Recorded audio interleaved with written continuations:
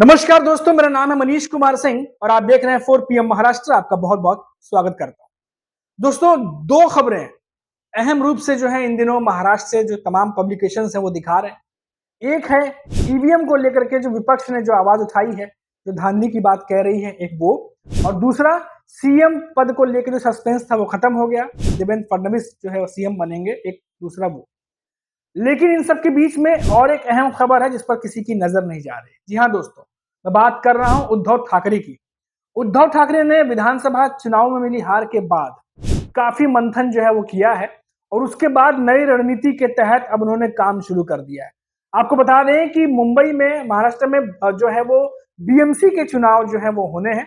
और आपको बता दें कि बीएमसी चुनाव बहुत ही अहम होता है। आखिरी बार बीएमसी चुनाव 2017 में हुआ था और दोबारा 2022 में होना था, पर कई सारी कारणों की वजह से वो डिले होता गया। अब साल 2024 में जो अब खबर है कि अब जो चुनाव है बीएमसी के वो होने जा रहे हैं विधानसभा के बाद। अब उसकी तैयारियां शुरू कर दी गई हैं। इसी को लेकर के उद्धव ठाकरे ने एक बहुत अहम जो है वो बैठक की है। खबरें निकल के सामने आ रही हैं और बैठक में जितने भी पार्षद हैं उनको निर्देश दिया गया है कि वो घर घर जाकर के लोगों को ये समझाएं कि यूबीटी पक्ष जो है, जो उद्धव ठाकरे की शिवसेना है, वो हिंदू विचारों को त्यागा नहीं है, हिंदुत्व के मुद्दों को त्यागा नहीं है, बल्कि हिंदुत्व के मुद्दे को बढ़ चढ़कर हिस्सा लेते हैं और उसे आगे बढ़ाते हैं। ये मैसेज जो है वो देने की कोशिश उद्धव ठाकरे की शिवसेना की तरफ से की जाएगी। तमाम पार्षदों को जो है वो निर्देश दिए गए हैं। यूबीटी पक्ष का मानना है कि विपक्ष में मतलब सत्ताधारी जो पक्ष है, उन्होंने एक नैरेटिव तैयार किया कि उद्धव ठाकरे की जो यूबीटी की शिवसेना है, उन्होंने हिंदुत्व के जो विचारधारा है उसको कहीं ना कहीं उसे समझौता कर लिया है। और ये बात जो है एक नैरेटिव सेट करने की कोशिश की गई और इसी नैरेटिव को अब उद्धव ठाकरे तोड़ने की कोशिश में लग गए हैं। अब वो खुद हिंदुत्व के मुद्दे पर सामने खड़े होते हुए नजर आएंगे, ऐसी खबरें हैं। और लगातार हिंदुत्व के मुद्दे पर बात करते हुए वो पहले भी दिख रहे थे, अब और ज्यादा दिख सकते हैं। और अपने जो पार्षद हैं जिन्हें ये निर्देश दिए गए हैं, उन्हें जो है काम पर लगने के लिए कह दिया गया है। और साथ ही साथ ये भी कहा गया है कि 36 विधानसभाओं में से 277 जो वार्ड हैं उनमें काम शुरू कर दिया जाए जल्द से जल्द। तो ये तमाम जो तैयारियां हैं वो उद्धव ठाकरे ने अब कर ली है। अब सवाल ये खड़ा उठ रहा है कि जो हिंदुत्व के मुद्दे पर बीजेपी महाराष्ट्र पर लड़ाई लड़ती है, अब अगर क्षेत्रीय पार्टियां जैसे कि उद्धव ठाकरे की शिवसेना, जो कि पहले से ही जो हिंदुत्व के मुद्दे पर रही है अड़ी हुई, इस बार नैरेटिव सेट करने की कोशिश की गई और हो सकता है कि उसका नुकसान भी हुआ हो। लेकिन ये एनालिसिस का विषय है, खैर। लेकिन अब अगर उद्धव ठाकरे जो है बढ़ चढ़ करके हिंदुत्व की विचारधारा पर अगर चुनाव लड़ने की तैयारी कर रहे हैं, तो फिर बीजेपी कैसे निपटेगी? ये अपने आप में एक बड़ा सवाल है। जानकार ये मान रहे हैं कि उद्धव ठाकरे का ये कदम बीजेपी के लिए जो है मुसीबत बन सकता है बीएमसी चुनाव में, क्योंकि शिवसेना का हमेशा से दबदबा रहा है बीएमसी चुनाव में और हमेशा शिवसेना ज्यादा जो है वो मार्जिन से जीतती आई है। और ऐसे में उद्धव ठाकरे को बीएमसी चुनाव में हराना बहुत टेढ़ी खीर होगी और इसीलिए उद्धव ठाकरे ने पहले से ही तैयारी शुरू कर दी है। अब देखिए, जिस तरीके से दोस्तों मैं अगर बात करूं, बीएमसी चुनाव का मैंने आपको अपडेट दे दिया कि लास्ट 2017 में हुआ था। उसके बाद तो जैसे लोग भूल ही गए थे कि बीएमसी के चुनाव भी होने हैं। 22 में होना था पर डिले किया गया, हो गया। अब चाहे जैसा भी आप समझिए। उसके बाद कहा गया कि लोकसभा चुनाव जब हुए तो कहा गया कि अब बीएमसी के चुनाव पे भी चर्चा होगी, क्योंकि अब लोकसभा चुनाव जो है वो हो गए हैं। लेकिन लोकसभा चुनाव में जिस तरीके से एनडीए गठबंधन जीता, उसके बाद फिर से बीएमसी चुनाव को लेकर के चर्चा जो है वो धीमी पड़ी।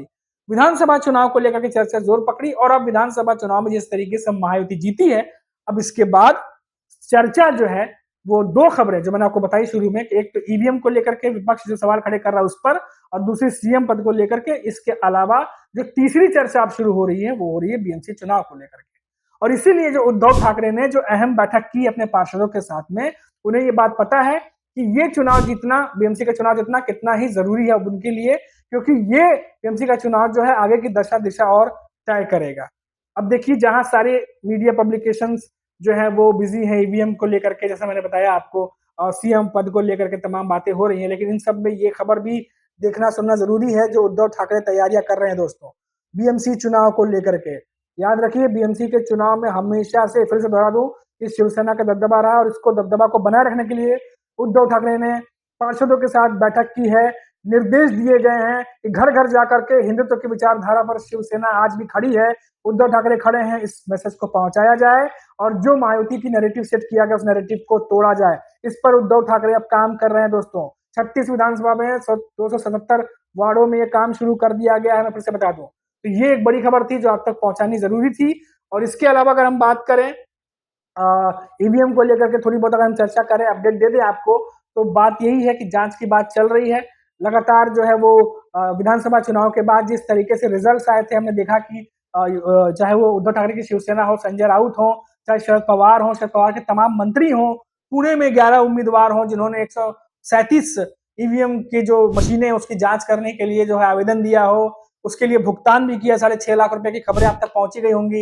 इन सबके बीच में कैसे कैसे बात आगे बढ़ेगी, अब वो देखने वाली बात होगी, क्योंकि सभी को इंतजार है, खासतौर से जो लोग हैं जो सोशल मीडिया पे कमेंट करते हैं कि ईवीएम को लेकर के भी बातचीत चलती रहती है, तो कब उनके सवालों का जवाब मिलेगा, इसका इंतजार सभी को रहेगा। फिलहाल आज जो मुंबई में चर्चा जोर शोर से जो गर्म है वो ये है कि महायुति के तमाम जो प्रमुख दल हैं उनकी मीटिंग हुई और बैठक हुई, इसमें केंद्र के भी विजय रूपाणी जो मंत्री हैं और निर्मला सीतारमण वो मौजूद रहे। और सुबह तकरीबन 11 सवा 11 के आसपास जो है वो सूत्रों से खबर आ चुकी थी कि देवेंद्र फडणवीस के सीएम फेस पर मुहर लग चुकी है और डिप्टी सीएम जो है वो एकनाथ शिंदे अजित पवार बनने जा रहा है। उसके बाद देखा कि अनुमोदन के बाद साफ हो गया, सभी नेताओं ने अनुमोदन दिया, उसके बाद साफ हो गया कि सीएम कौन बनने जा रहा है। तो महाराष्ट्र से ये सस्पेंस तो खत्म हो गया है, लेकिन दूसरा सस्पेंस अभी बाकी है कि विभाग कौन से किसको दिए जाएंगे। जो एकनाथ शिंदे जिन विभागों को लेकर अड़े थे, क्या उस पर समझौता हो गया है? क्या बीजेपी ने एकनाथ शिंदे की बात मान ली है? तो क्या इसीलिए एकनाथ शिंदे ने भी डिप्टी सीएम पद का ऑफर स्वीकारा है? बहुत सारी ऐसी बातें हैं जिसका सवाल है, जिनका जवाब आना बाकी है। क्योंकि एक तरफ तो अजीत पवार हैं जो कि डिप्टी सीएम पद को लेकर पहले से ही बिना किसी शर्त के साथ में है बीजेपी के, लेकिन एकनाथ शिंदे की तरफ से बहुत सारी बातें चल रही थी। अब जब वो सरकार के साथ शामिल हो गए हैं, पहले बाहर से भी समर्थन देंगे ऐसी बातें आई थी, लेकिन अब वो सरकार में शामिल है, तो क्या वो जो बातें रखी थी, जो शर्तें रखी थी बीजेपी के सामने, क्या वो मान ली गई हैं या फिर उस पर कोई तीसरा ऑप्शन निकल के सामने आया है जिस पर कोई चर्चा हुई है? तो ऐसे बहुत सारे सवाल जवाब हैं जिनका जो है कि जवाब आना बाकी है। हमारे साथ साथ तमाम जो दर्शक हैं उनको भी इंतजार है और हम लगातार इस खबर पर जो है वो नजर बनाए हुए हैं, क्योंकि 5 दिसंबर कल ही है और 5 दिसंबर को शपथ समारोह होना, उसके बाद तमाम खबरें सामने आने लगेंगी। तो जैसे जैसे अपडेट आती चली जाएंगी, हम आपको अपडेट जो है वो यहीं पे 4 पीएम पर आपको देते चले जाएंगे। तो अभी के लिए फिलहाल इतना ही। तब तक आप देखते रहिए 4 पीएम महाराष्ट्र। फिर लौटेंगे तो बात करेंगे किसी बड़ी खबर पर, किसी ऐसी खबर पर भी जो आमतौर पर आपको जाननी चाहिए और कहीं और बातें नहीं होती, ऐसी खबर भी हम कोशिश करते हैं कि लेकर के आते रहे। फिलहाल अभी के लिए इतना ही। आप देखते रहिए 4 पीएम महाराष्ट्र। नमस्कार।